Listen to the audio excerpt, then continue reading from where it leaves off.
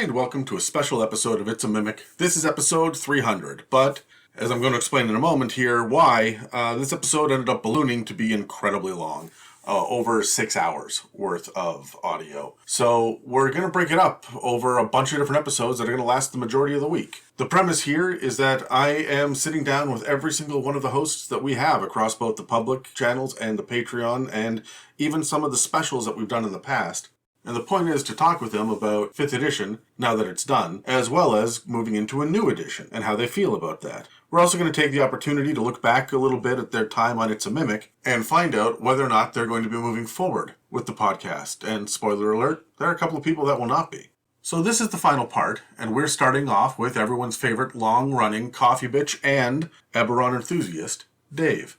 Yes, the questions will be the same for each host over the week, but I'm hoping that the different answers and different perspectives will provide some insights into how our panel of DMs comes from a wide variety of viewpoints. Anyway, without further ado, let's jump into it. How you doing today, Dave? Great, how are you? I'm all right.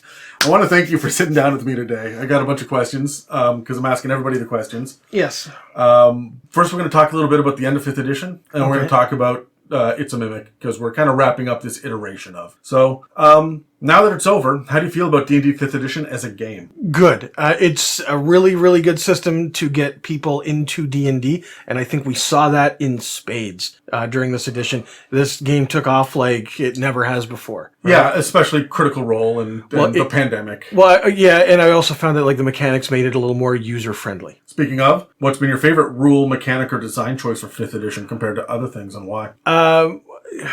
Honestly, one of my favorites is actually one of my least favorites as well. And that was the doing away with the prestige class and coming in with the whole archetype thing. Or whatever you want to call it, right? Yeah. But the subclasses. Yeah, the subclasses. So the subclasses are really neat, and it gives you a little more agency to flavor it the way that you want to.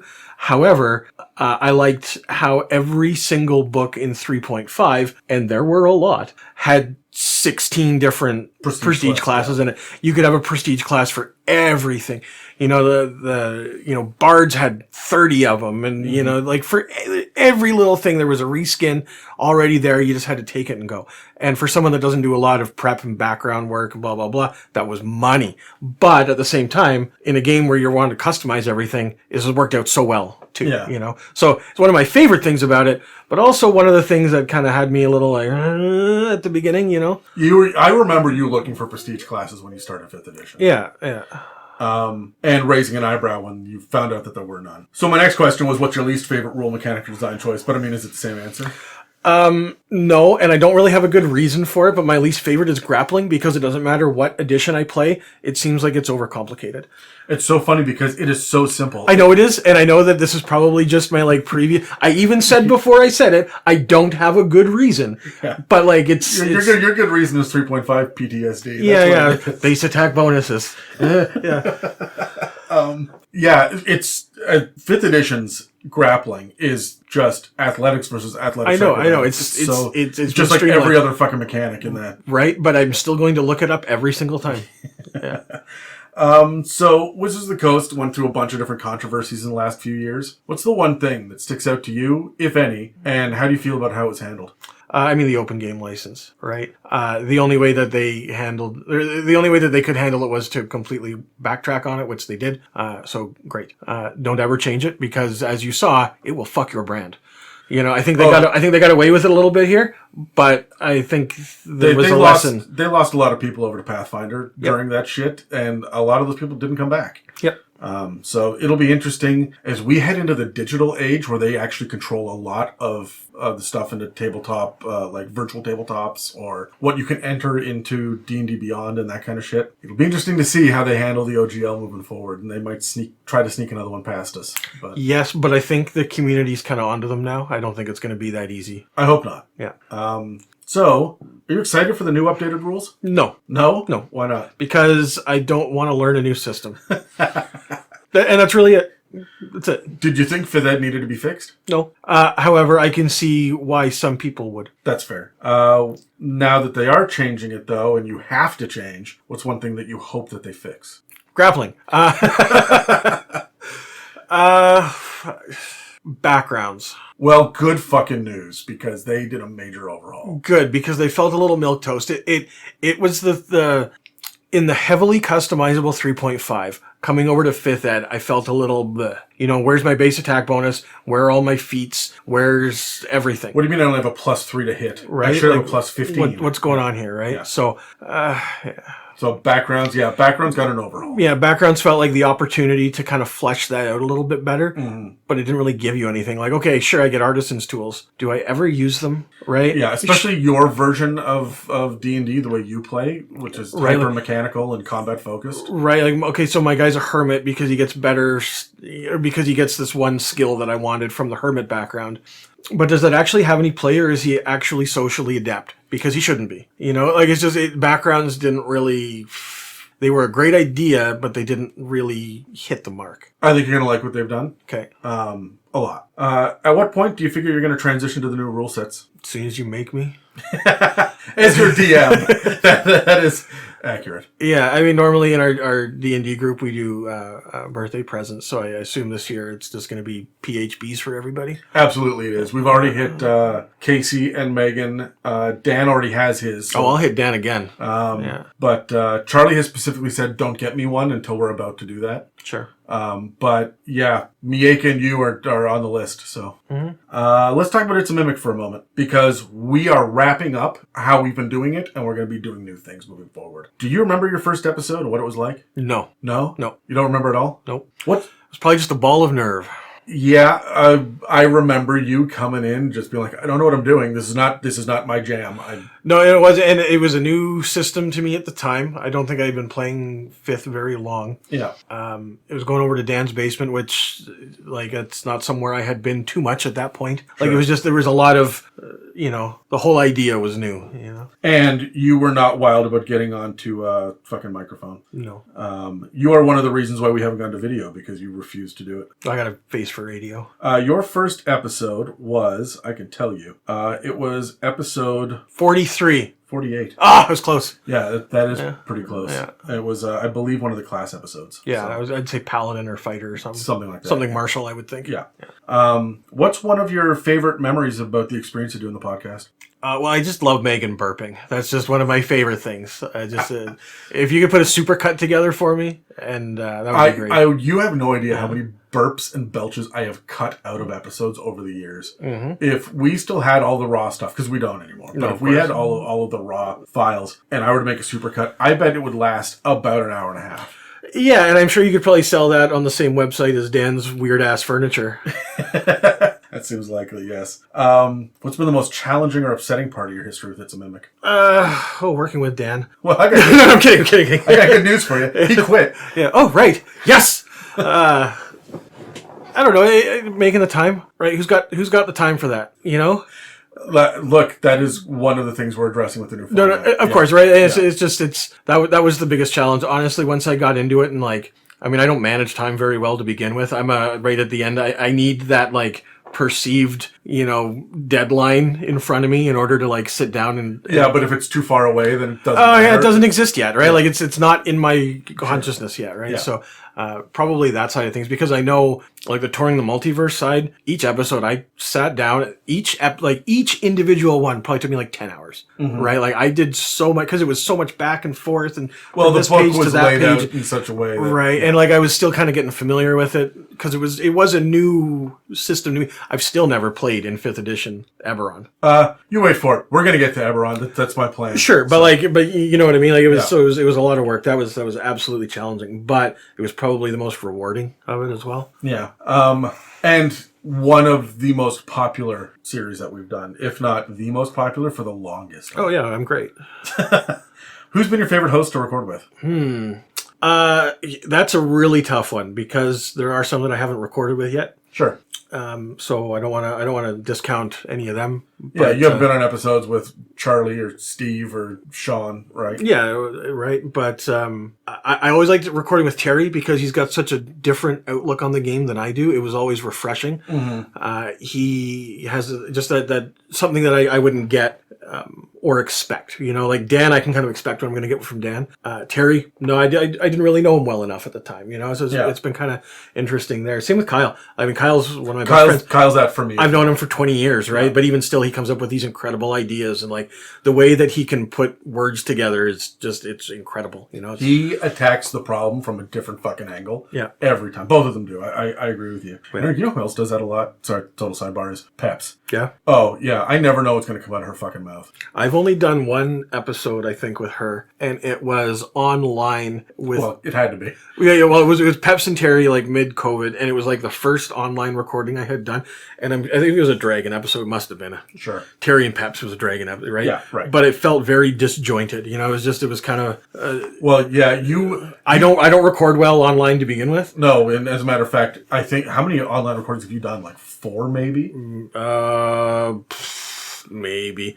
Yeah. Except for the COVID mobs where you were sending them in. Yeah, that's different, but, though. Yeah. In your opinion, what is the episode that you are the proudest of being a part of? No, Touring Multiverse. No, episode. Was there one Touring the Multiverse episode that you were like, I fucking nailed this one? I really liked the first one. It's all downhill from there. No, like it was all good, but I think you can listen to the first one and get a good feel of what Eberron's about. Mm-hmm. It starts with the progenitor dragons and how you get, you kind of, how the world was formed, and in the beginning this happened and blah, blah, blah. And all the history and lore. This is how we got to here, right? And then after that first episode, it was, well, now we're here, what are we doing? Mm-hmm. Right? But the getting to here, that was a lot of fun to put together, to kind of stir it all up and, get it from every different page of that giant book, and just kind of make it happen, right? So we're heading into a huge transition period for the next few months. And while we revamp our processes and refocus on the content, on the conversations that we want to have and that the listeners are most interested in, it's a good jumping on point for a bunch of people. It's also a good jumping off point for those of us who would like to focus on other aspects of their lives. You planning on staying, or are you going to announce your retirement? Gee, let me think. Yeah, I'm probably going to stick around for a bit. Just for a bit, though. Yeah, we'll see how it goes. Another 45 minutes tops. Yeah, as long as Dan stays quit. All right. As long as Dan stays quit. Yes. We're going to end on that note. Next on this episode is our music coordinator, designer, writer, and performer, and my partner in crime on the campaign builder, Tyler. Hey, Tyler, how you doing? Doing all right, Adam. How about you? I'm okay. It has been a while since we've recorded. We were recording like every 3 days for the campaign builder for a while. And sometimes several episodes at once. Oh my god. Yeah, we did 6 to 8 or something like that one day. It was insane. Yeah, but it's I've gone through Tyler withdrawal being away for the wedding, so I'm sorry. Thanks for coming and sitting down. I just have a couple of quick questions, all right? Sure. So, first of all, we're done with 5th edition. I mean, as much as WotC doesn't actually like to do the addition shit in the first place, we're done with 5th edition. We're moving on to the new rule set. So, how did 5th edition treat you, and what do you think about it as a game compared to other systems, whether it's previous editions or other games or whatnot? If I were to compare it to previous editions of D&D, I have greatly enjoyed coming back to 5th edition. I took a break for several years, and being able to just jump right back in, it felt a lot easier than trying to get involved in 4th edition or even 3rd and 3.5, which here's a thick book you need to read all of it in order to play even somewhat decently. Yeah. Whereas in 5th, you just need to know the kind of the core rules, and then you can kind of go from there. It had a lot of playability. I thought it's great, and I don't even compared to other tabletop role-playing games, they're all great, but I found 5th edition just fun for storytelling. So, speaking of fun and the fact that it was kind of relaxed on the rules, like it gives you the room to play the way that you want, especially role-playing. Oh, yeah. But what was your favorite rule or mechanic or design choice? As much as I want to say advantage-disadvantage system, which is quite different than what it was, I think my favorite mechanic, or just the idea behind, is that you can make it your own. It felt a lot more storytelling. They call it in the books rule sets, not rules. Yeah, exactly. I enjoyed that fact, that kind of mechanic. What was your least favorite then? I'd say my least favorite is how little they encouraged backgrounds. With this, especially with storytelling, I love the idea of backstory, and there really was no push when it comes to the backgrounds that they have that they had in 5th edition. I feel like they were revisiting the idea of it in Xanathar's, like they were going to make a big push for it, with all this, like, here's your backstory details and rolling these D100 tables and all that, and then it just went nowhere. We never saw it again, right? Yeah. I think we got interesting, like, versions of backgrounds in, I want to say it was Descent into Avernus, had, like, an Avernus or a Baldur's Gate version of every one of the main ones. And that's just it. And then also when they came out with Eberron, it came out some fun ones too. Oh, yeah. They were great ones, but it just never felt supported. No, it felt like an afterthought. In a big Exactly. way. Yeah. So, speaking of fuck-ups, Wizards of the Coast fucked up a bunch during 5th edition. They made some major missteps. Which one is the one that you found was the most egregious? What stands out to you? And how do you feel about how they handled it? Really, honestly, I never really looked a lot into it because I just played the game. I guess in the groups we played, we just kind of put that all off to the side. Let's play the game as it is. Let's have fun doing it. The only really one that I guess I really got behind a little bit and was like, what is going on, is when they trying to not monetize but take monetization away from other with companies. The OGL scandal. Exactly, the OGL stuff. And just because I was listening to podcasts, I like stuff like Critical Role, The Adventure Zone, and I enjoyed listening to several of these Strodcasts. Bombarded. These are great to listen to, and that they would be affected by this. It hurt a little bit. I felt for them. So they've clearly, rolled that whole thing back, right? They've decided, all right, we're not going to do that anymore. Here we go. And as a matter of fact, I don't know if you're paying attention to D&D Beyond, but there's a whole section now in the source and the source material where they've got third-party content. Yeah, right? I've just been seeing that, yeah. And so it's not official WotC by any means, but Wizards of the Coast is saying, hey, we approve now of the community, right? Yeah. So if not published by, sanctioned at the very least by. Which is a 360-degree turn, or 180-degree. Well, yeah, 360 is it. They repeated it! No, it's a 180 turn, just the idea of really establishing a connection with the community rather than trying to monopolize it. It's still a cash grab. They're still getting paid for it, but it is in better faith than that OGL just it, shit. Yeah. So are you excited for the new updated rules? I am. I'm interested to see, even with everything I've been reading previous to the editions coming out, I'm excited to see how it's going to work all together. And how different, what's the same, what's going to happen with it.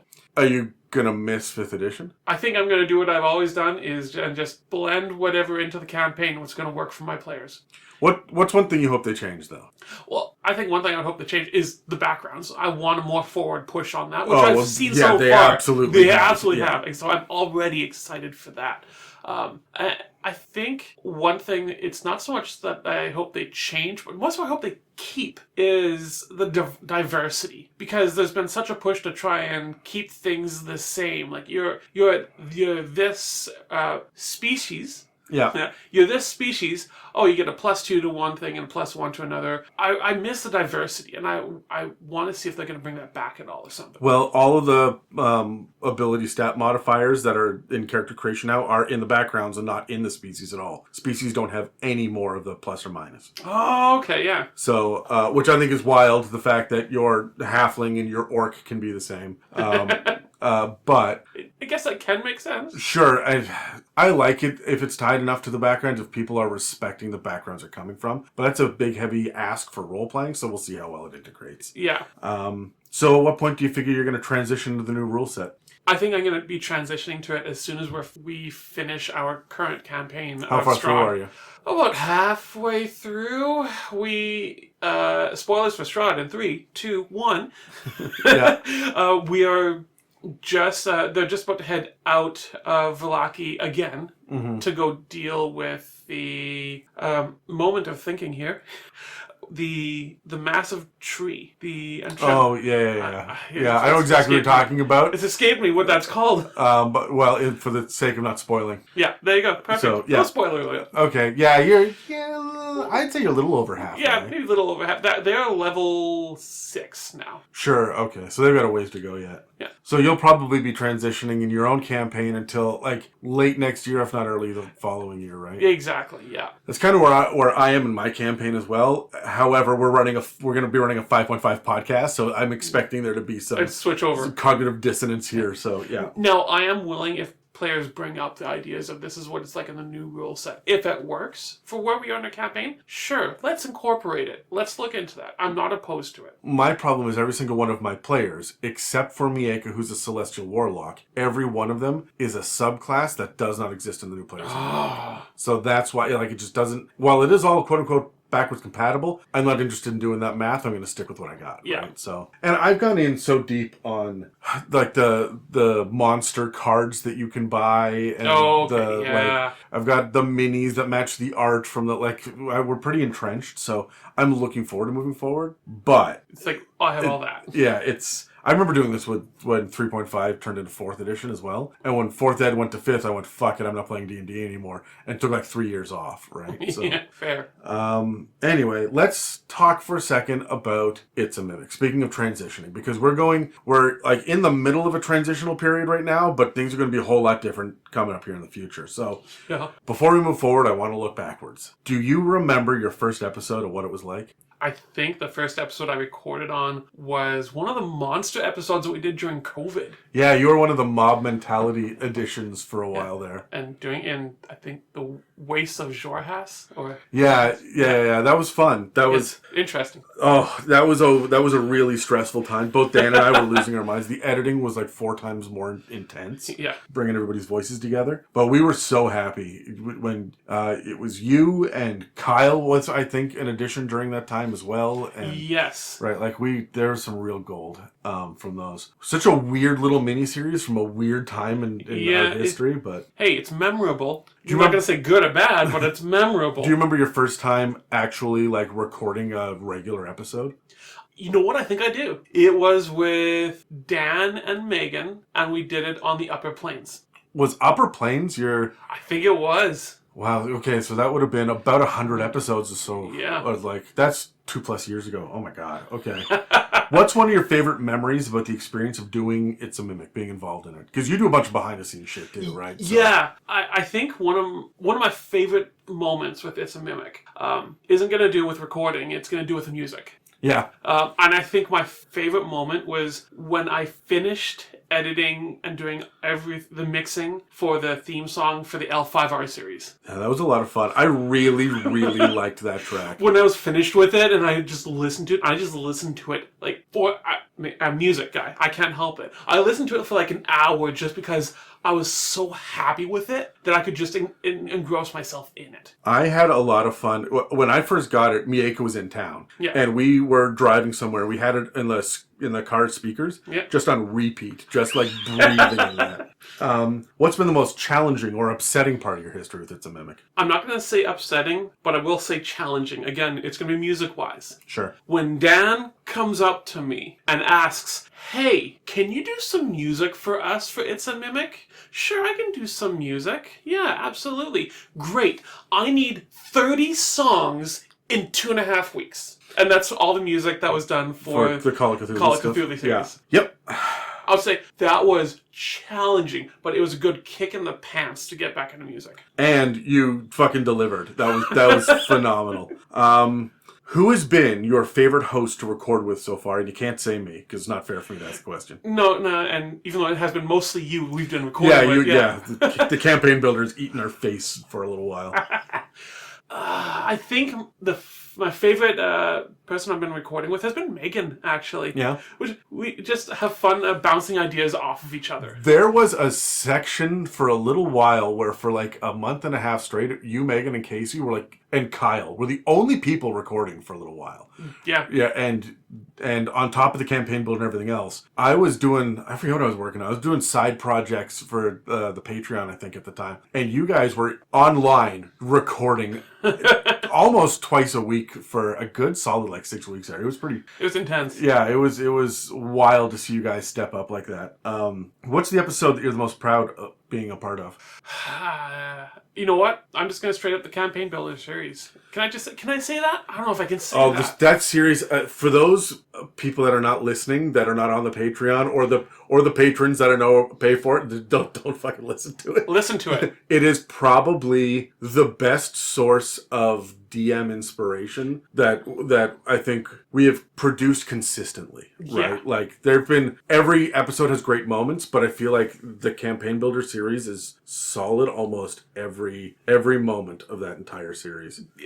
As soon as we got Dan off of that shit, right? So But I think the main reason is because what we're trying to focus on is the biggest thing is inspiration. yeah, and we're taking notes. We're taking notes. Yes. So we are going to head into this transition period for the next few months. So it's an opportunity for people to jump on, and we're getting some voices that have been on the Patreon, and some Steve from the L5R series is joining. Like there's a lot of new voices. Some people are stepping up and taking on more responsibilities, which are great. But it's also a good opportunity for people to jump off and to go deal with their busy lives, because we're already finishing off year 6 of this. How much longer can we keep doing it, right? So, but are you planning on continuing forward, or is this a chance to say farewell? Well, I'm sorry to say no. This is something that I've been enjoying so much, so I am absolutely staying on board. Yay! So I'm not surprised, but I gotta say I'm relieved. So yeah, Fair. Now it's time to move forward with Steve, who you'll remember from the Legend of the Five Rings series. Hello, Steve. How you doing? Pretty good. How about you? I'm doing all right.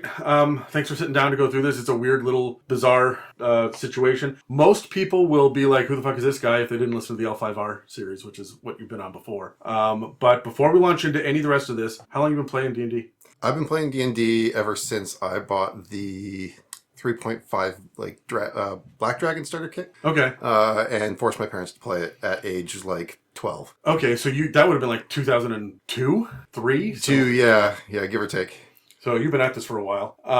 Now that it's over, I know you've been playing a little bit of 5th edition right through it. How do you feel about D&D 5th edition as a game? I kind of jumped into it right at the beginning and again right at the end. And overall, I really enjoyed 5th. I think that it sort of took the best parts of 3.5 and 4 and sort of put them together into something that really worked quite nicely. It's also been really interesting seeing them sort of take from their other properties and like canonize them in a Wizards format, like the Magic sets and so on and so forth. Yeah. You play a lot of L5R. I do. Have you played other games, like other systems? Here and there, but like nothing extensively. But you've been exposed to a bunch of stuff, right? So do you have a favorite rule, mechanic, or design choice that 5th edition does that others don't? It's a good question. I think I really like, I'm not sure I would say nobody else does this, but I do really like inspiration. Yeah. And just rewarding players for interesting, cooperative play, being able to promote others or just have that really good moment that makes everybody else laugh, and having a way of like mechanically rewarding them for that is awesome. We lean into on the podcast talking about collaborative storytelling. Mm-hmm. I feel like Dungeons and Dragons does that. Like it brings the group together in ways that a lot of other systems don't, right? Like Call of Cthulhu, for example, is every man for himself. Let's fucking survive this. Right? Yeah. So L5R is fairly cohesive as well. Like you bring people together to work as a group, usually with plot hook reasons. But like D&D makes it so that people can just sit down and chat and be in character. And especially with like Twitch and TikTok and all that shit, people are more excited about role playing than ever before. Absolutely. So. It's more mainstream than it's been in ever. Yeah. And while you do say that Legend of the Five Rings is cohesive in its own sense, I think it really depends on the game you're running. I don't want to talk about L5R for too long, but because of the way that like you're usually running a lot of different clans all in a group, often people will have background motivations and honor that dictate like how you have to run something, which keeps it from being cohesive sometimes. That's fair. I guess my experience with it had Megan dragging us kicking and screaming into being a party. So, what's your least favorite design choice or mechanic or rule from 5th edition? Least favorite, I would say disengage. And really? Yeah. I'm not a huge fan of the way like being in like attacks of opportunity and like having disengage really work in 5th. It's something that I feel is a bit clunky. Interesting. I think that it is such a fun challenge. Really? Yeah, because you have to give up your action. Is it worth it? It is such a... D&D is designed to be combat heavy. They say it's a role-playing game and there's exploration rules, but when you build a character, 99% of the shit you get is in initiative, right? It is meant to be in combat. That's fair. Even the spells models, all of the popular ones, I mean, they have combat application, even Fly, right? Yeah. Combat application. So it tends to be a combat heavy game as opposed to Legends of the Five Rings or Call of Cthulhu, which are very social and exploratory and figuring out the mystery and whatnot, right? So with Disengage, because your action is so important to the part of combat, running away from combat should have a hefty cost, right? And so giving up your action is intense. And so it's funny you don't like that. You're the first person to say that, except anyone who is playing a fighter. Right, because they don't want to run away. It's yeah.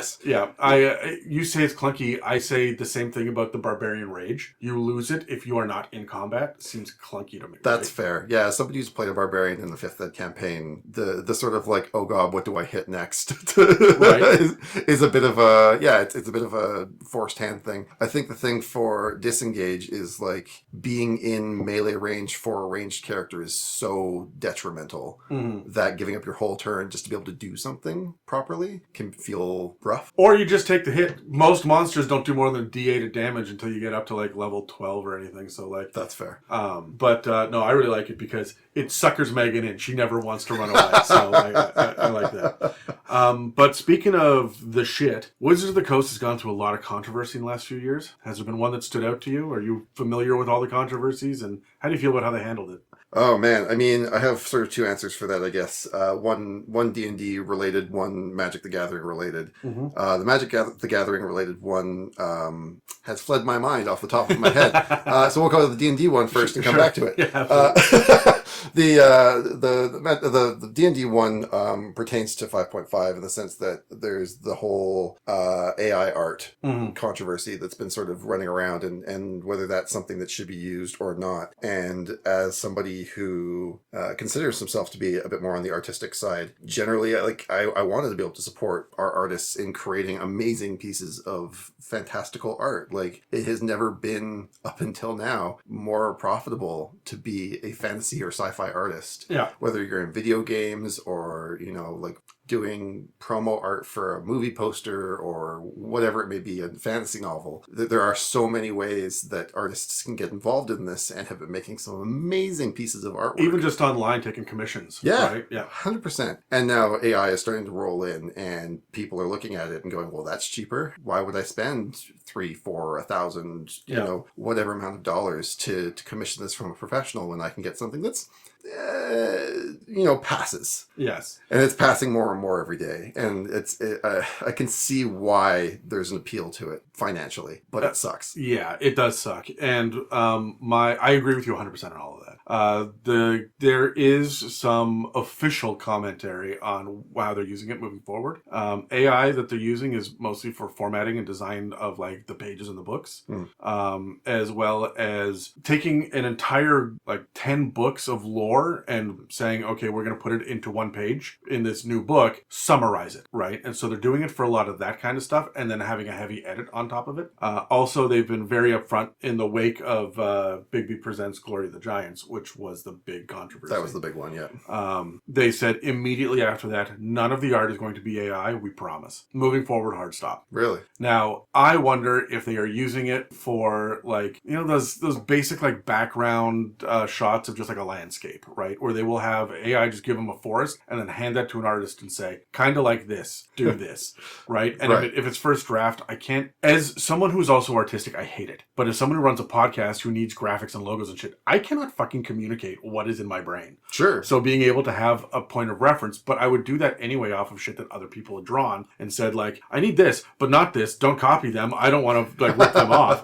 But so I've got a love-hate relationship with AI, and I understand where it's useful. But the day that AI actors take over, the day that comic books are just AI art, they fucking lose me. Oh, right? 100%. Yeah. Yeah, I mean, there was a couple of years ago, there was the whole big thing about extras licensing their likeness. Yeah. And that just becoming somebody they could throw into the background of any movie, and they would pay you a flat fee, and then you were basically done. I was sitting on the sidelines going you're signing away your livelihood. Why would you do that? It doesn't make any sense. And it is becoming more and more prevalent, and it is kind of scary that that's Yep. an option. Yep. But yeah, at the same time, I also understand why AI is popular. I used to make custom magic cards on a forum. There was a forum where they would have a monthly contest, and it would go through a different challenge each week, and they would be like, okay, let's make something about this. And I would make a card, and of course I'd have something pictured in my head, but finding that artwork specifically on the internet was always very challenging. You need to sign up for your freaking deviant art, Yeah. just to be able to get on there and see what people are doing. Right?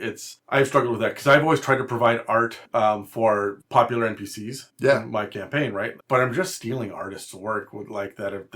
Hey, it's a Google search. It popped up. Yep. Fine, it's a Google search. Fine, it's public. I could do this. But I really wish I could pay people for their work. Like, hey, Yeah. I'm using this too. Their royalties on this thing should be whatever. The graphics that we use in It's a Mimic for all of our episodes are always Wizards of the Coast only. Yeah. Or the cover of a book if it's not Wizards of the Coast, because that's the public shit, and because we're technically satire and review and It fits under comedy. the banner. It fits under the banner. We can use it, but I'm not going to do it for third-party stuff. Like Sure. someone drew up a glamour bard that is an orc, and I want an orc glamour bard. I'm not going to be able to find that in a Wizards of the Coast No, book. yeah. So like, I would love to have AI do that, but it feels so cheap and dirty. It does. I agree. Are you excited about the new updated rules? I am, yeah. I've actually got the first 2 books sitting at a post office waiting for me tomorrow, so I'll be picking those up and doing a deep dive into them over the weekend. But yeah, no, it's. I always love getting a new set of rules. I am a bit of a rules lawyer. I'm the guy that sits at the table and when somebody goes, "Is that how that works?" I immediately like flip it open.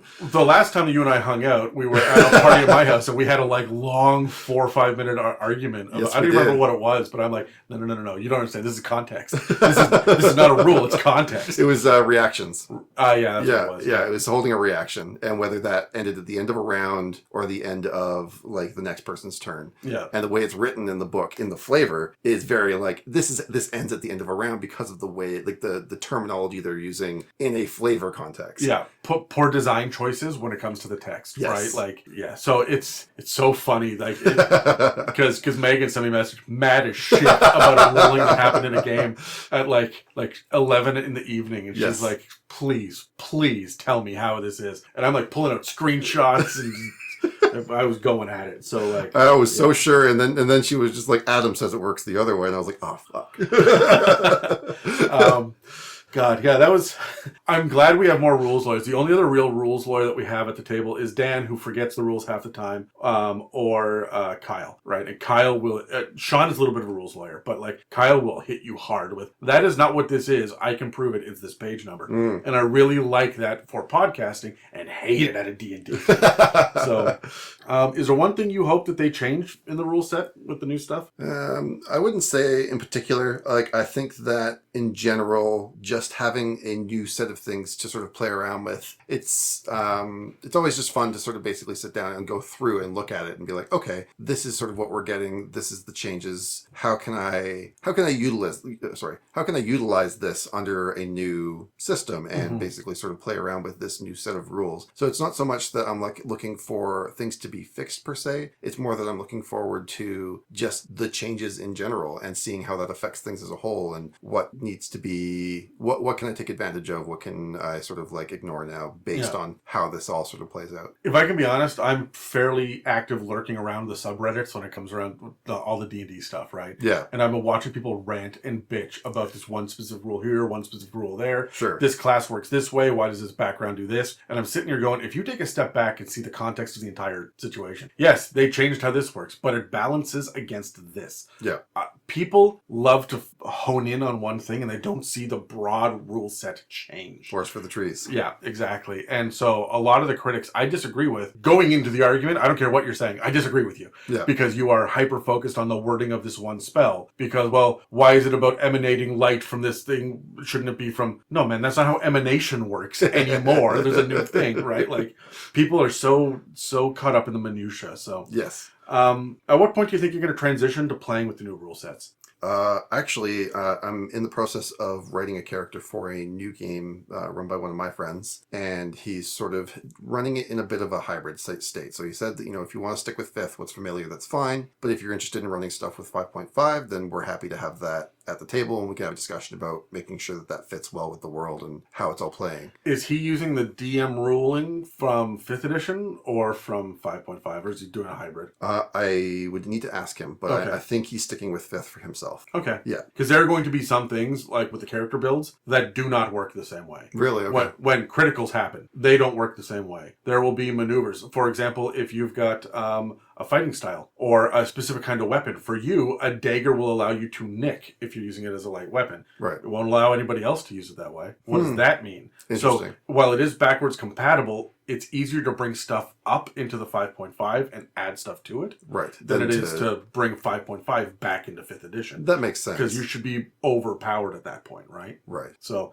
I will say this, the new changes, not all of the subclasses, most of the subclasses are going to be a step up and more powerful. And until I see a monster manual, I'm a little scared about power creep. Right. Because players can do a fuck of a lot more now. Yeah. No, I mean, should be interesting to see how it plays out, but it'll be a conversation we'll have to have, and just making sure that, like, I'm not You're going to have to throwing figure things out off. what mechanics you're using that other people are. If you choose a spell and it's worded this way, why does your fireball work different than the next guy's fireball, right? Yeah, that's a good point. So, do you remember... Okay, so this is where I tend to transition into the It's a Mimic questions. Yeah. And I always ask, do you remember your first episode of It's a Mimic? But you've only done the L5R series. Correct. So my question for you actually is a little bit different. All right. What was going through your mind when Megan and Roman approached you to be on a podcast? Oh man, I mean, I had dabbled in podcasts previously, never successfully, but it was always something that I'd sort of played around with the idea of starting. Me and another friend had talked about doing one for Magic at one point. So when Roman and Megan reached out to me and asked me if I wanted to be part of the L5R one, I'd heard lots of stories about It's a Mimic, and they had been talking about the episodes that they'd already done, and I'd listened to a couple of them, I think, at that point as well. And the opportunity to come in and just, basically sit down, talk with my two, like, great friends and discuss things that we love. Yeah. It was an easy decision. Do you remember the first time you and I met? Yes, that was at Roman's birthday party. So, we went there and I didn't know anybody, right? Sure, like yeah. I knew Megan and I think Casey and her partner were there, right? And Roman. Yeah. So Mieke and I showed up and it was outside and we brought like camp chairs to sit in, but everybody else like sitting on the ground and shit. Right? And Like so, scrubs. Yeah. Mieke is not going to sit on the... If you know Mieke, she is not going to sit on the ground. Fair. So we took our camp chairs and we like posted up under a tree because I'm fair skinned and I'm going to like burn like hell every time that I'm in the sun for any amount of time. I understand. And it was July. Yep. Right. And you're close to the sun too because you're 3 feet taller than I am. You're not wrong. So we sat down under this tree away from everybody else, and I watched Megan like point to us as she's talking to other people, and systematically like 12 people came over one at a time to be like, oh, you're the podcast guy. And it was so fucking awkward. Now, she had told me before I met you that like, I got this buddy Steve, he's interested, blah, blah, blah, blah, blah. So, so I was expecting to talk to you at some point, but everybody else came over. I turned to Mieke after about the third person. I went, I feel like the fucking Godfather, and people are paying like respect. So I'm not even standing up. I'm still sitting on my camp chair. So people walk over and I'm like, this is so fucking awkward. I don't know what I'm doing with my life right now. And we left pretty quickly because it was like, I can't keep doing this. It's weird. The vibe is off. Yeah. I'm uncomfortable with this shit. So that was funny. Oh man. Yeah, no, I remember that was the first time we talked about me editing for the podcast. And we got there eventually. I am so adamant that other people that are not already part of the podcast edit. Because I don't want, and it's not like me showing behind the scenes or me giving the material to other people ahead of time. I don't give a shit about any of that. I don't want people to feel obligated to continue to listen to a podcast because they have to work on it. And I don't want to hunt down complete strangers to be like, the deadline passed. Sure. Right? Yeah. Like, that's awkward as fuck, especially if I'm not paying anyone. Right? This is all a labor of love from everyone. So I need to look people in the eye and be like, this is a labor of love. Okay, I'm comfortable with this. So, what's your favorite experience so far with It's a Mimic? It's been an interesting experience just getting to know everybody. Because we're all fucking insane. Yeah, basically. Yeah. But I mean, I'm not unfamiliar with that. I mean, Roman and Megan are my friends. Yeah. So, it is like just lovely to be part of a group of people who love the game and basically are kindred souls. Like, I have wanted to play role-playing games most of my life, over half of my life. Mm-hmm. And I've been blessed with a good group of people to play them with. I've also been cursed with some who were not as good. So, Yep. there's nothing that makes you appreciate the group you have until you've seen how the other half lives sometimes. So, yeah, no, I mean, it really is just nice to have a group of people that you can sit down and know that you have something in common with. So I know that's not necessarily the podcast in and of itself, but it is just the opportunity to get to know these people that generally are people who are like me and that I can easily sit down and have a conversation with. I mean, you and I get along generally fairly well, and like that's really nice. And, No, every time you leave, I'm like, fuck that guy. So yeah, no, I don't know. Maybe that's a little touchy feely, but at the end of the day, it's the truth. Like just being able to come out and meet people. We are really fortunate with this group of people, and Yeah. and it's been more than just like, oh, my friends. I knew Megan a little bit before she joined the podcast. Yeah. She was introduced through a friend of a friend to join our D&D campaign before this friend left to Australia. Like, Yeah. we met for about an hour, and then suddenly she was in our D&D campaign. Yes. And like it's been that way for a lot of people. Jeff, Peps, I didn't know them before It's a Mimic. They were listeners first, and then they slowly worked their way on because they are relentless. But we have a special little family of people here, and I feel very fortunate, except for Dan. There's always a leech, right? Oh man, I'm so glad that he will never listen to this. What has been the most challenging or upsetting part of your history with podcasting at this point? What's the thing that you're like, oh fuck, the other shoe? Yeah, I mean, that comes back to sort of what I said earlier, was that I have tried to do this on my own before, and it makes me respect what you do that much more, because being the guy who schedules and like organizes and tries to come up with new episode ideas and throwing together, edits after you're done and all that stuff, and just sort of being on the go constantly thinking about what's next and when it comes out and how you're going to do it. Obviously, I never got to the comes out portion of it, but it is a lot of work. It's insane. I don't know how you do it, if I'm being honest. Like, it is really, really quite difficult. I've tried to do it twice. First time really just did not come together. I think we recorded maybe 3 or 4 episodes before we were just like, this is not what we want to do. Is this one that you and I met about? No, that was the second one. Yeah, okay. Yeah, the first one was with a friend named Brennan. He's a great dude. We've known each other for forever. It was supposed to be about Magic the Gathering. Sure. And yeah, just again, like, we could talk for hours about it, but you try and put any kind of like structure to it and like find a good flow. Just no. And then there was the second one that you and I sat down and talked about, and it was a good idea, and I think it had some legs, but again, we couldn't find the fun in it. We couldn't find the... I was so ready to workshop that with you guys, but it's hard to get off the ground. It is. Yeah, it really, really is quite difficult. So that is definitely sort of the part of like podcasting that has been sort of a challenge for me. And it is nice to sort of be the, extra pair of hands. Yeah. Yeah. Let somebody else tackle the hard work. So normally I ask, who is your favorite host that you've recorded with? Sure. You've recorded now. I'm the third person. Yes.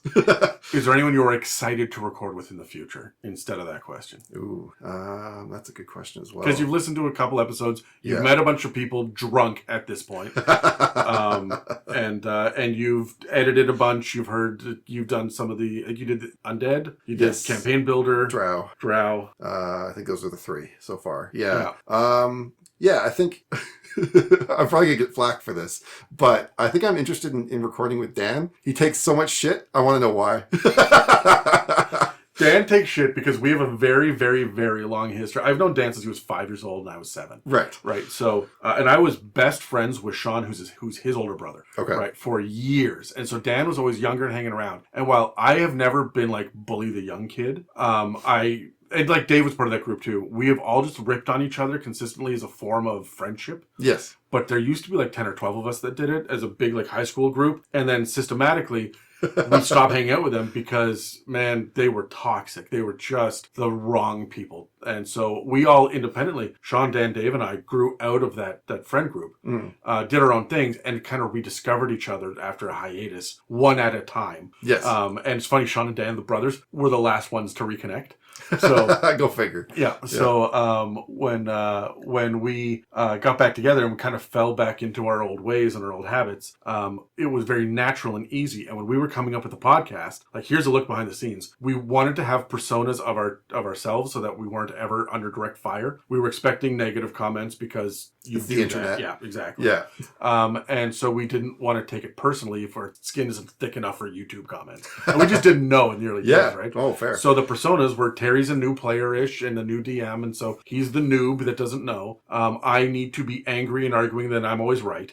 And Dan needs to challenge me on that and get beaten down, and so we would fight. And as much as Dan and I could fall into that, no, fuck you, hey, fuck you, right? Like, as much as we got into that, as more people got into it, he was just more and more the punching bag. Yeah. To the point where when we started the Patreon Discord and he joined, there were already a few patrons in there. And, oh, Dan's here. And they were like, fucking Dan, you're going to cough it. And he sent me a message like, I don't think I can handle this. Like, who the fuck are these people? And I'm like, you have been talking to them for 4 years. Sit down and shut up. But like, so there is, Dan is a load of fun. He's gotta be, if he's not my best friend, he's top 2. Fair. Right?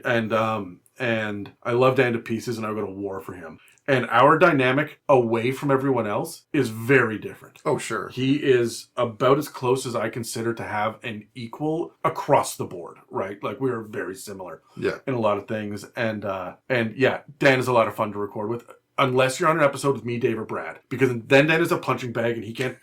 It's no fun. It's horseshit. So everything just gets shut down. Yeah. In your opinion, which of the episodes that you worked on are you the proudest of, and why? For recording? Yeah. Or editing. I mean, nobody ever talks about the editing process, right? That's fair. Yeah, no, I think it is an editing thing. I'm not sure if I could really nail down a specific episode. I've only done, I think, maybe 7 or 8 at this point. Yeah. But I think that just the general process of editing is something I really enjoy. When I first heard about the opportunity, I really jumped at it because that is something I consider myself good at. I've always enjoyed video editing. I've enjoyed doing audio editing, and there is just something special about taking a sentence and taking those little ums and ahs that I've already thrown out a couple throughout the course of this, just like smoothing it out, and like even sometimes taking like a stutter of like 2 words, and neither of them's really perfect, but you got like the perfect half of the front, the perfect half of the back, and you just snap off the bad parts and it comes out smooth, and you're just like, oh, there's just that moment of perfection that felt so good. I know exactly what you're talking about. Yeah. There's one episode, and I couldn't tell you which one it is now, but there was a 3-syllable monster or character or something. Yeah. And Megan neglected to say what it was when she started talking. And then lapsed into what she always does, gave it a nickname. So the listener would never know what the fuck she's talking about. But I managed to find her voice saying all 3 of the syllables separately elsewhere within the episode, and I slammed it together, and it was so smooth. Just because of her voice. Like, I'm not taking credit for that. It was lucky, right? But that moment, and every time that she would give not every time, but about half of the times that she would give the nickname, I would replace it with this and like raise the volume a little so it fits better, or give it a little space before or after. Fuck, did that feel good? It's magic. Yeah, it is magic, but it took an hour of that damn shit because she forgot a fucking word. So you're not wrong. It's also anger. So it's a bit of both, but yeah, when you pull it off, there's that like elation, and then there's that little moment of like, no one's ever gonna know. Yeah. You know, No, I sent it to Dan. So again, this is the part where I normally ask people if they're staying on the podcast or if they're announcing their retirement or whatnot. But clearly, you're jumping on board. We're going to get you into the regular series now. You better betcha, yeah. We're excited about. We've got a couple of side projects I'm not going to talk about now coming up, special episodes and things. And I am stoked to have you not just like behind the scenes, but get your voice in and mix it up with the rest of these lunatics. So, is there anything in particular you're most excited about talking about? Oh man, what am I not excited about talking about? Really, like it's just again, sort of like I was saying, like a whole new set of rules and changes and modifications. Realistically, like it's going to be a blast to talk about it all. I will say that the idea of doing potentially some let's plays or like live actual gameplay would be really, really fun. There's something special about that kind of an interaction and letting other people in on it that is really appealing. So I have to say that would be a blast to get to do that with a group of the other hosts and see where that takes us. Do you consider yourself a player or a DM? I'm more player than DM. I do run games. I've got about 3 on the back burner right now that I'm sort of workshopping. The moment you DM once, you now have games in the background. 100%, yes. So yeah, there's 3 different systems with 3 different stories that I've been workshopping for at least a year now that I've tried to get to the forefront and a group to play them with. And really excited about all 3. But again, it's just that finding the right time and the right people to play in. So fair. Yeah. So are you more excited for the PHP or the DMG? PHP, for sure. Yeah. Fair enough. And wrapping up this final episode is the artistically driven and always terrifying Megan. So now it's your turn to answer some questions, Megan. Let's fucking do it. Let's fucking do it. Now that it's over, how do you feel about Dungeons & Dragons 5th edition as a game? It's not over. It's never over. I mean, like, the new version is backwards compatible. I don't have to give up the thing that I love. Are you crazy? But how do you feel about it as a game system? You've played a lot of other game systems, so you more than most of the other hosts will have some perspective on that. Honestly, like, I will always go back to D&D 5th edition. Yeah. And I think it's because, again, we talk about a lot, like, it is role-playing game easy mode. Because it's hard to die, XYZ. But it's so customizable, and yet everything is also so fleshed out. It's funny because a lot of people online would argue because Pathfinder has way more options for customizability. But I think what you're saying is because like you get to use your imagination, there's empty spots. Correct. Yeah, okay. They leave spots for your creativity to like slot itself in there. And there are things that are fleshed out enough that if you don't have a level of creativity, you have enough content to utilize and be able to explore. Yeah. And I feel like they've found a really good balance between how much we give you and how much we'll leave open for your own interpretation. They have figured out that balance. Whereas I find that some other systems are, this is it, this is what you get. Your creativity comes from pretend, like what your character does. Yeah. Not necessarily what the setting is, not necessarily like the world that you're operating in. It's very different that way, right? Like, for instance, in L5R, you're very constrained in the rules, and that is what makes the system good. Sure, yeah. Right? Is the fact that you are a very, very specific place in the world, time in the world, and you operate in a very specific way. And that is what makes that game fun, because you have a very limited space to be creative. Mm-hmm. But that makes the game what it is. Yeah, you rail against the boundaries, and that's what makes it fun. Right? Exactly, right? Trying to the creativity comes from how do I do what I want to do within the confines of what I am allowed to do. Sure. Whereas D&D 5th edition will always, in my mind, give me that freedom to do both. Sure, yeah. So, do you think that that's largely a DM style, or do you think that's just hard coded into the game? I think it's hard coded into the game because I feel like a brand new DM can pick it up and stay within the guardrails and be satisfied with their storyline. Mm-hmm. Yeah. Or a dungeon master of 40 years can come in and just do a complete and open world game and still be satisfied because they can do that in that system. So because it's open and it's easy to tinker with and it's easy to explore and whatnot, I gotta ask, what's your favorite rule or mechanic or design choice then of 5th edition? What's something that it does differently from other games that you love the most? I think for this one, it would probably sit more in the character creation. I feel like they did backgrounds pretty well, where even though you give your character a background, it doesn't pigeonhole your character into a very specific setting. Even if you pick Urchin, you don't really have to use the pip for it. You can make up your own pip, but take the stats for it, right?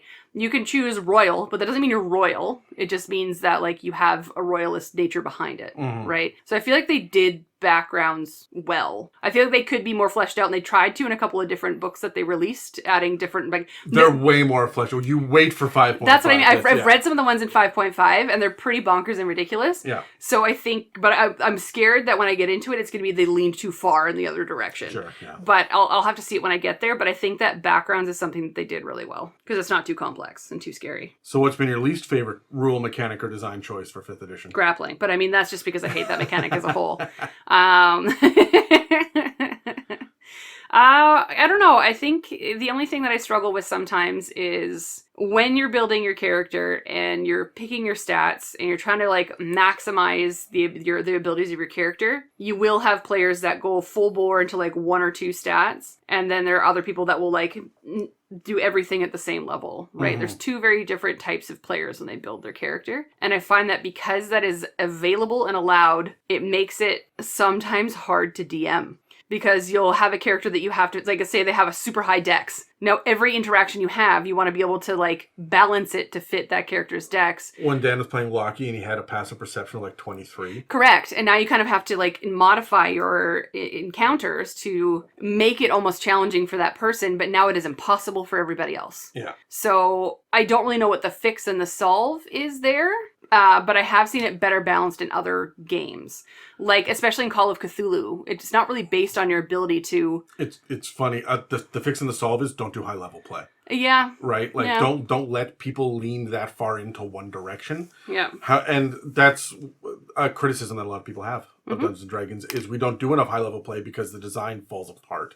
Yeah, and I think I realized that imbalance when I was helping my friend build a character, and they were using the point buy system. Ugh. Right? I look, for the people that do it, like, more power to you, but Jesus Christ. I had to relook up how to do it because I was like, I haven't done this in years. It's and then I such a remembered fucking why I handcuff. hate it so much. And I was just like, and not only that, but it's imbalanced because people will pump all their points into one and then nothing into something else. And don't get me wrong, sometimes that is the proper way to play, depending on the character that you're building. But I think that that's what made me feel like, reminded me that D&D can be extremely unbalanced when you create your character. Yeah. Yeah. So, Wizards of the Coast has gone through a lot of controversy in the last few years. What's the one thing that sticks out to you, and how do you feel about how they handled it? AI art, like, was my big one. Well, you're an artist, so that makes a lot of sense. It kind of hurt. Yeah.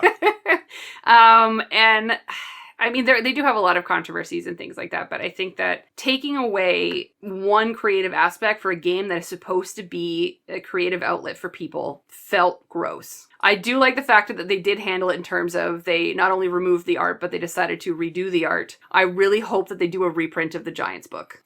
I don't think they ever will because they're moving forward to 5.5 and they're going to leave 5th Ed in the dust. That's why I just want a new Giants book in 5.5, like, or something to make up for what happened because it's D&D Beyond is the only place you got to like print off the PDF. Yeah, but it's one of my same. it's one of my favorite books, and it's one of the ones that like you gifted it to me because of the Giant series that we did. Yeah, and I love the book as a whole. The content of it is phenomenal, but it will forever have a stain on my heart because of the shit that's in it. Yeah, that's fair. Yeah.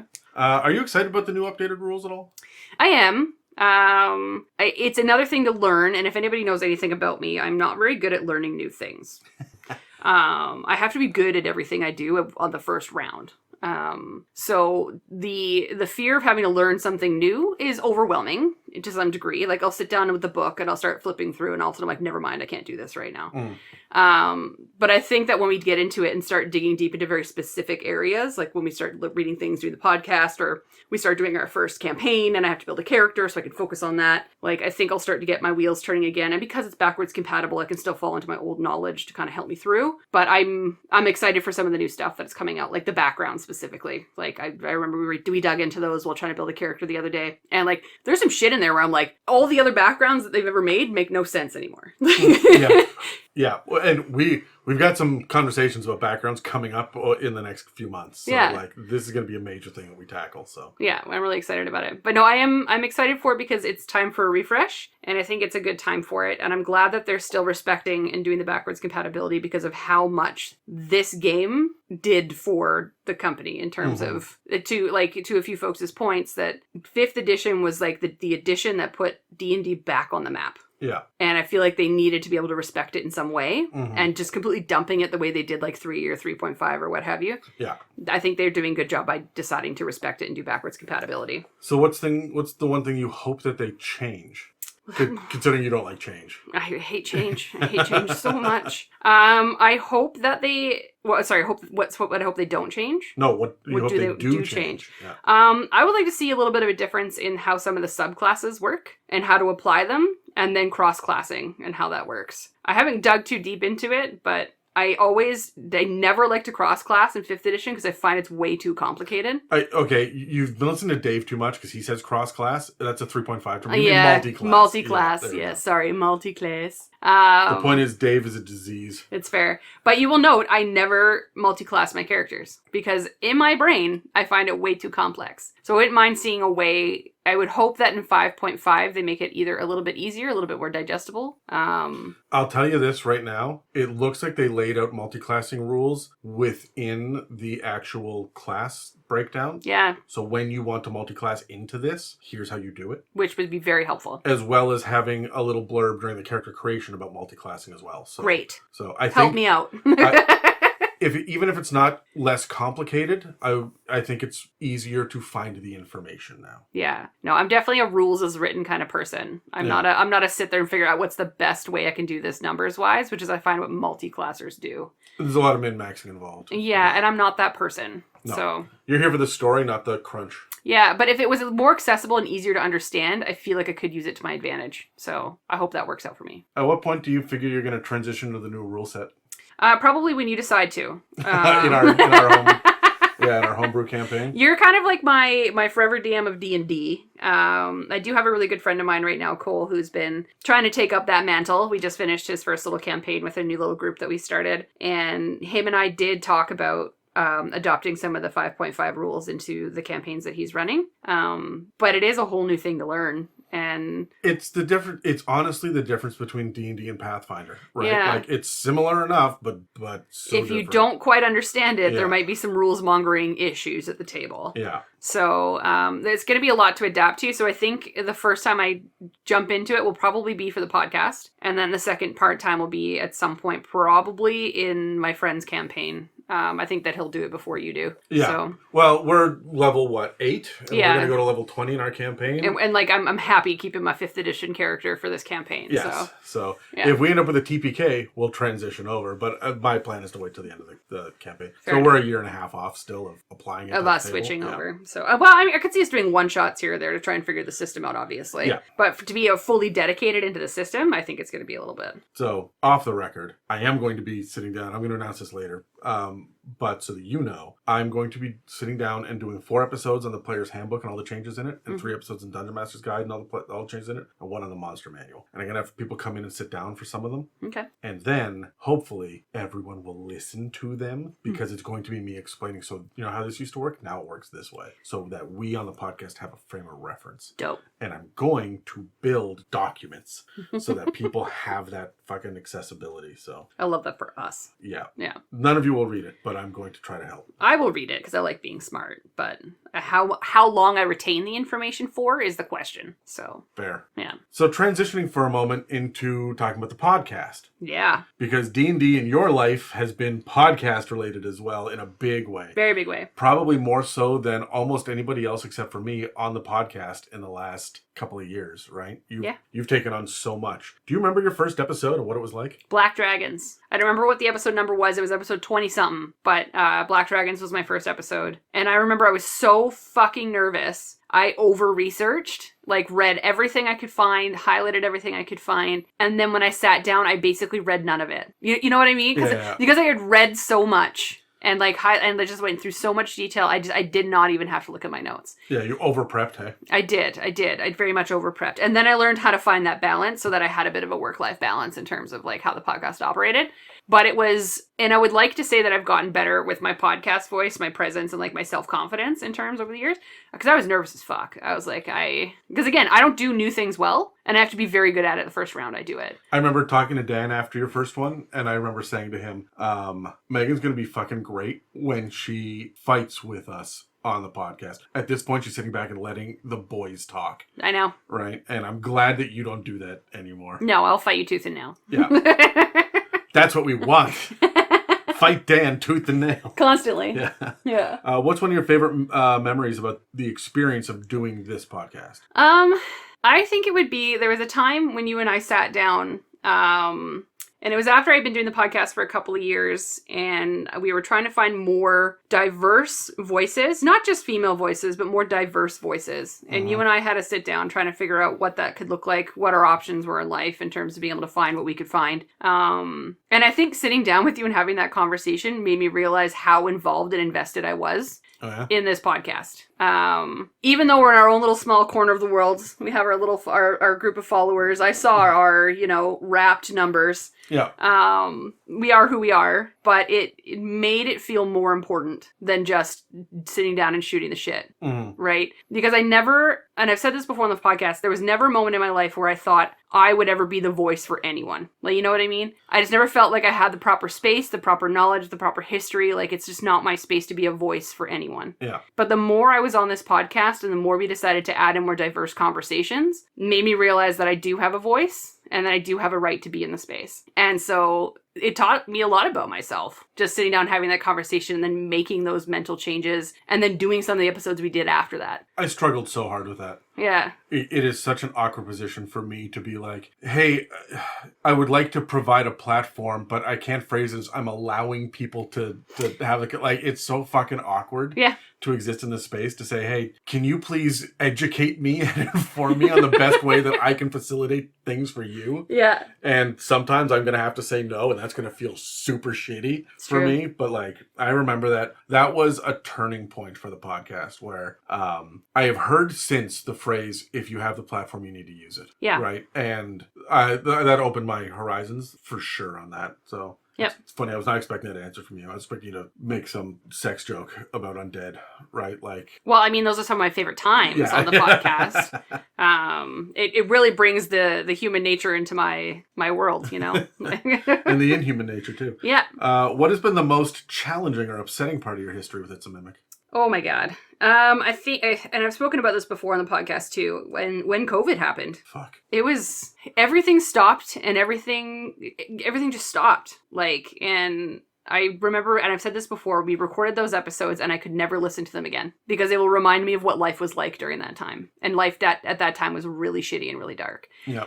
And I also feel like as a whole, this podcast is a weird time capsule of the last 5 years of my life. Right. Like, there are things that I've said on this podcast about relationships that I've had, friendships that I've had, and like, just like, it is like watching a weird movie of who you are as a person. Mm-hmm. And but I think that time when we were doing those recordings alone and then slamming the audio together just to keep things going, it was all I had at the time, so I was very dedicated to it. But listening to them now would bring back a lot of weird emotions. I think it would break a number of us. I know that Terry was not doing well in that time. I was struggling very badly. Dave was going through some shit. Yeah. Like a lot of us that were on there. I don't know if the podcast was a gleaming beacon. I think for some of them, I think Terry was like, fine, I guess I will continue to do this. Yep. I'm putting words in his mouth. I don't know anything for Yeah. certain, but you're right. It was a wild fucking time to look back on. Yeah.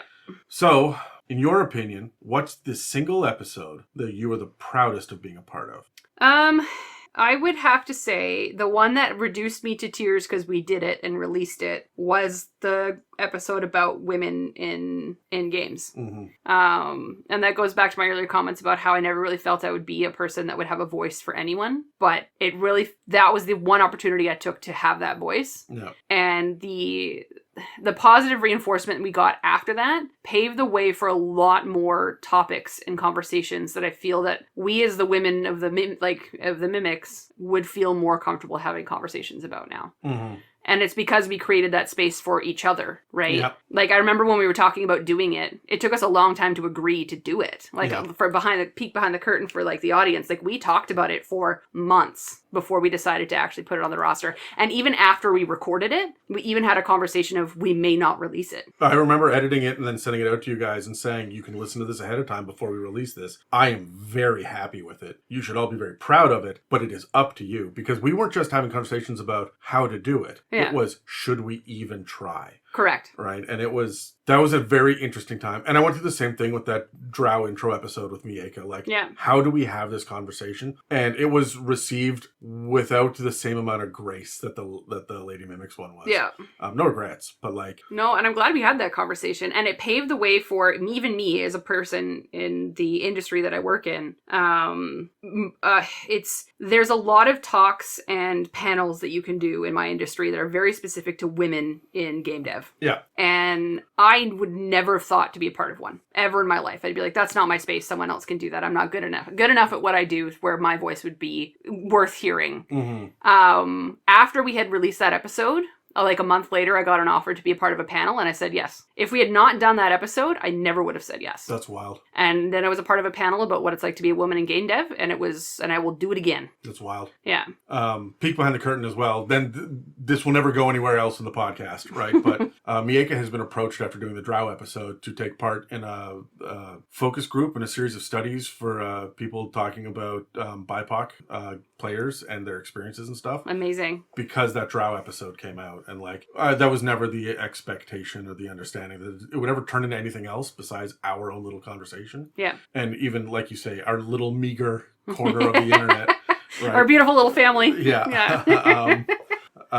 Like, I never expected to go out there and to hit people. And apparently it is. And it makes me really fucking regret the early, like, 17 episodes of dick jokes and I think that it speaks to the growth of not only our audience, but also just, like, us as people in terms of what our voice should be and what we thought our voice was going to be and what it ended up being. Yeah. Like, there's a lot of growth that happened for a lot of people on this podcast. The pissing contest ended. Yeah. And, like, it just became friends talking about D&D. Yeah. Right? So we're heading into a huge transition period for the next few months while we revamp our processes and refocus on content and the conversations that we want to have and what the listeners are most interested in. And this is a good jumping on point for a couple of people to become more involved, which people will have heard their voices over the last couple episodes saying, oh, these guys are part of the rotation now, which is fantastic. But it's also a good jumping off point for those of us who would like to focus on other aspects of our lives. So are you planning on staying with the podcast into the next iteration, or would you like to take a moment and announce your retirement from It's a Mimic? Well, this is when I have to sadly say that after 5 years, I think it's 5 years now. 5 years for you, yeah. Yeah, and just probably over at this point, almost 200 episodes. Not including the specials, because No. you've been around since Call of Cthulhu. Yeah, but the listeners will probably just have to get used to hearing my voice because I'm sticking around. So I've never dropped a C-bomb on a fucking episode, Megan, but today might be the day. if anyone earns it. No, I'll be around. I'll be around forever. This is it's part of my life. So and you will, by the end of 2025, I expect, you will be the second most prolific voice on the episode as well. yeah, So sucks to be the listeners. I'm sorry. That's all for this episode of It's a Mimic, where you never know what you're going to get. If you'd like to reach out to us or find other places where you can listen to this podcast, please check the show notes below.